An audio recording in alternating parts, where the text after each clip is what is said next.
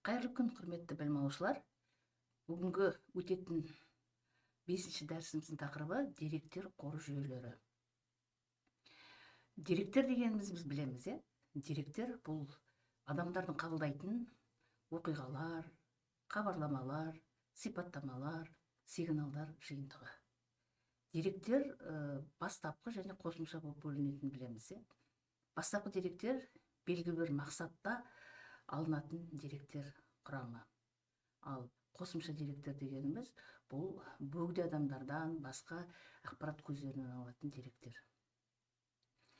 Деректер қоры бұл көптеген уақытта мәліметтердің негізгі жиынтығын береді.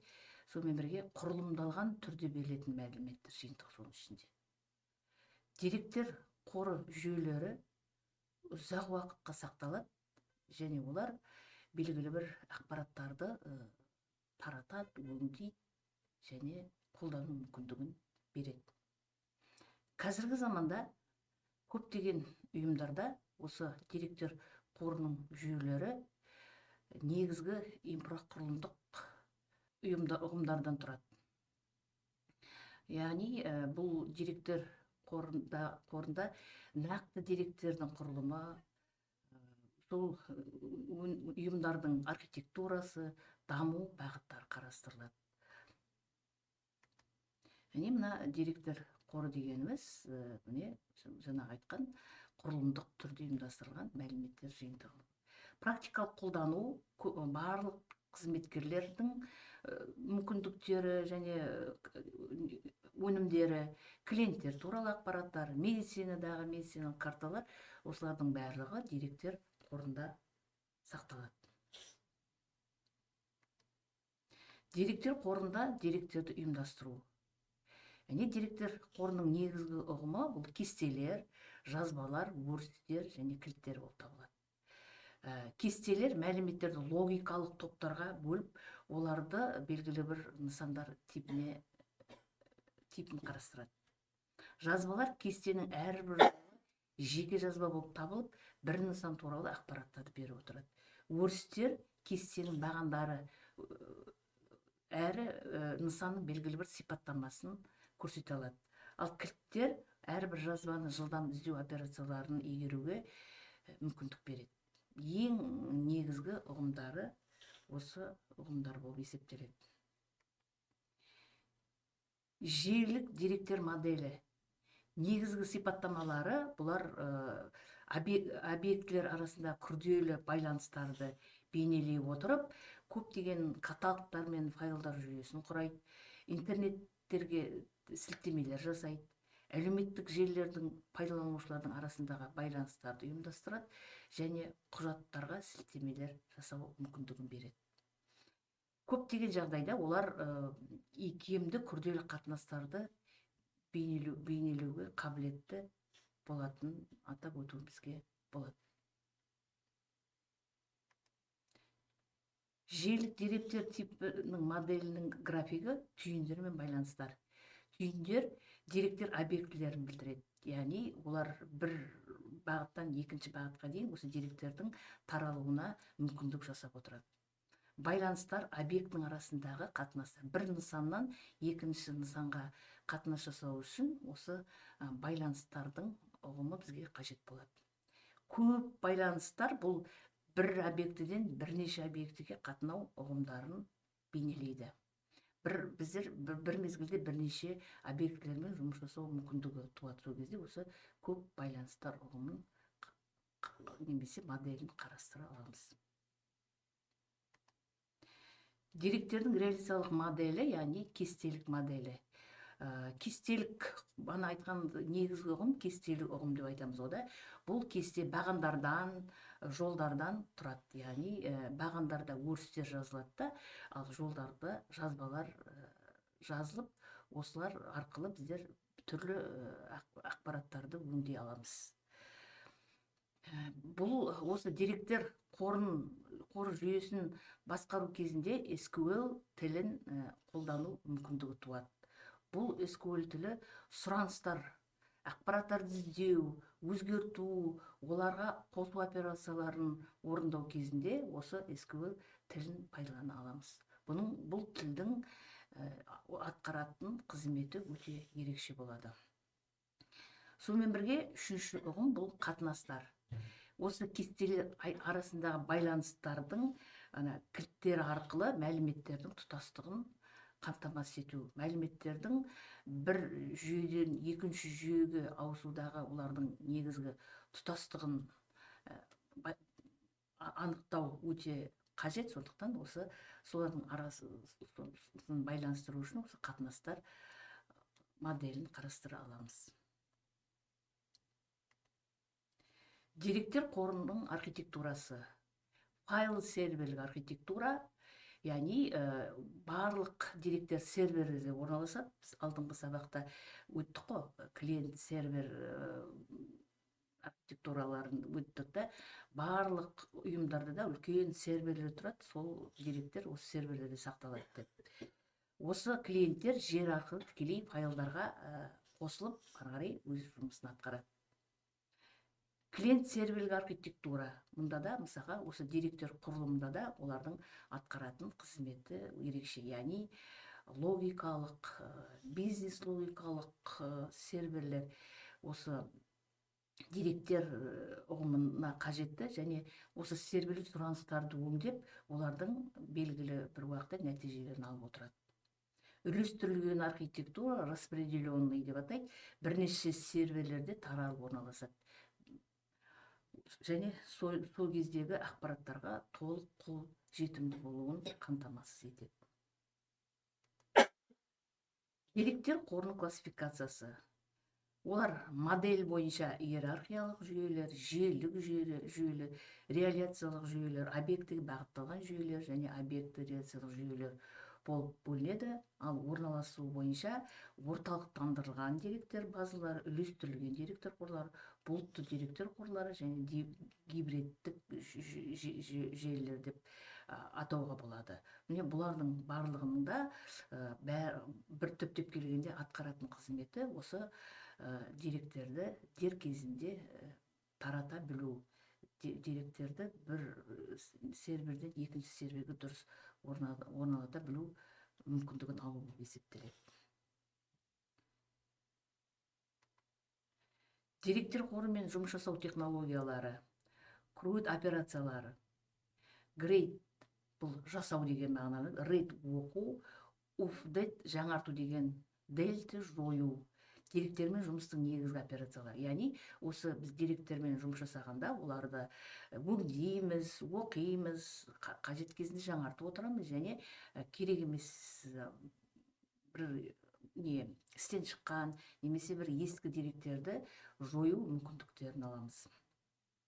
Транзакциялар бірнеше операцияларды бір блокқа біріктіріп деректердің тұтастығын қамтамасыз етеді. Қазір осы транзакциялардың да атқаратын қызметі ерекше. Индекстер іздеу операцияларын жеделдету, арнайы деректер құрылымдарын анықтайды. Яғни бір деректерді бізге іздеу қажет болатын болса, осы индекстердің мүмкіндігі бойынша жүзеге асыра аламыз. Байланыстарды басқару, кестелер арасында қатынастарды басқару, деректердің бір тұтастығын сақтау. Яғни, манада айтқандай, бұл деректермен жұмыс жасағанда арада бүкіл мына объектілердің арасында байланыстардың болуы негізгі шарт болып есептеледі. Сондықтан олардың мына деректердің тоқтап қалмауы, жоғалып кетпеуі, бір кездерде үзіліп қалмауы, міне осылардың барлығын кең көлемде реттеп отыратын құбылыс, яғни байланыстарды басқару. Бана айтқанымыз, біз негізі осы деректер қорында SQL тілін қолданамыз дедік қой. Яғни сұраныстар жасау, іздеу дедік, сұрыптау дейміз, сол кезде осы SQL тілі. Ол мәліметтерді сұрайды, басқарады және реляциялық деректер базаларымен жұмыс жасай алады. Бұлардың негізгі құралдары select деректерді іздейді және таңдайды. Insert жаңа жобаларды қосады. Одан кейін уфдет бар жазбаларды жаңарту мысал ретінде көрсетілген. Мына жерде мысалға қызметкерлердің жасын анықтайтын болсақ, осы уфдет жазбаларды жаңарту мүмкіндігін пайдалану. Делите жазбаларды жою, бұл қажет емес ақпараттарды істен шығарып отыру мүмкіндігін беру. Яғни бір сөзбен айтқанда, осы сұраныс дейді ғой, запрос кезінде осы SQL тілінің жұмысының атқаратын қызметі ерекше болып есептеледі. Осы деректер қорын басқару жүйелерінің көптеген мысалдары бар. Oracle Database ірі кәсіпорындарға арналған қуатты коммерциялық деректер базасын қорын басқару жүйелері. Бұлар жоғарғы өнімділікті, қауіпсіздікті қамтамасыз етеді. MySQL бұл ашық кодты деректер қорын басқару жүйесі болып есептеледі. Бұл көптеген қосымшаларда кең қолданылады. Бұлардың жұмысы тез және сенімді түрде жүзеге асып отырады. Microsoft SQL Server, яғни эко жүйелерімен тығыз байланысты интеграцияланған коммерциялық деректер қорын басқару жүйелерімен жұмыс жасап, бизнес талдау құралдарын қамтамасыз етеді.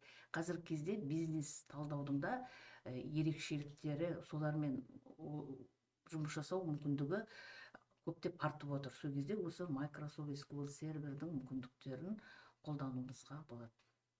Project SQL бұл ашық кодты прогрессивті деректер қорын басқару жүйесі болып саналады. Бұл күрделі сұраныстарды жасау кезінде көптеп қолданылады. Бұлардың мүмкіндіктері, кеңейтілген типтік ұғымдары өте жоғары болып есептеледі. Деректер қоры жүйелерінің даму бағыттарына келетін болсақ, бұл бұлттық технологияны ерекшелендіреді, AI интеграциясын тудырады және қауіпсіздік ұғымын қалыптастырады. Яғни бұлттық технологияларда осы деректер қорының үлкен мүмкіндіктері қолданылады. Яғни бұл жерде үлестірілген бұлттық деректер қорының кеңеюіне қолжетімді бола алады. Оған Database Service деген модельдің дамуы мысал бола алады. AI интеграциясы, яғни жасанды интеллект интеграциясы, машина оқыту технологияларының интеграциясы кезінде автомат оңтайландыру, болжау, талдау, интеллектуалды сұраныстарды жүргізу кезінде қолданылады. Қазіргі кезде осы AI-ді қолданғанда біздер көптеген интеллектуалдық, интеграциялық ұғымдарды көбірек қолданамыз да, интеллектуалды сұраныстарды. Сол кезде осы деректер қорының жүйесінің қызметіне жүгінуге болады. Қауіпсіздік жағдайы бұл деректердің тұтастығын қамтамасыз етеді және шифрлау, аутентификация жасау мүмкіндіктерін бере алады.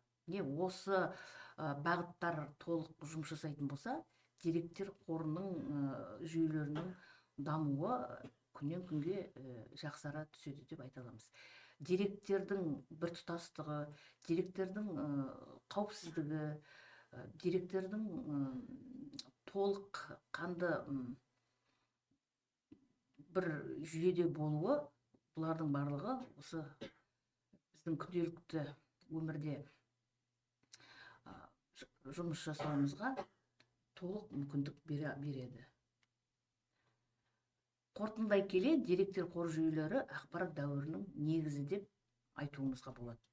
Яғни олар ақпаратты жылдам іздеп өңдеуге мүмкіндік беретінін айттық. Деректер тұтастығы және қауіпсіздігін қамтамасыз етеді, бизнес процестерді автоматтандырады және стратегиялық шешімдерді қабылдауға негіз жасайды. Осы деректерді ұйымдастырудың қазіргі заманғы негізгі бағыты осы берілген, осы түрде жүзеге асатын айтуымызға болады. Жалпы болашақта деректер қоры технологиялар одан әрі жетілдіріп, жаңа мүмкіндіктер ашатынына сеніміміз мол. Осымен бүгінгі сабағымызды аяқтаймыз. Назар қойып тыңдағандарыңызға рахмет.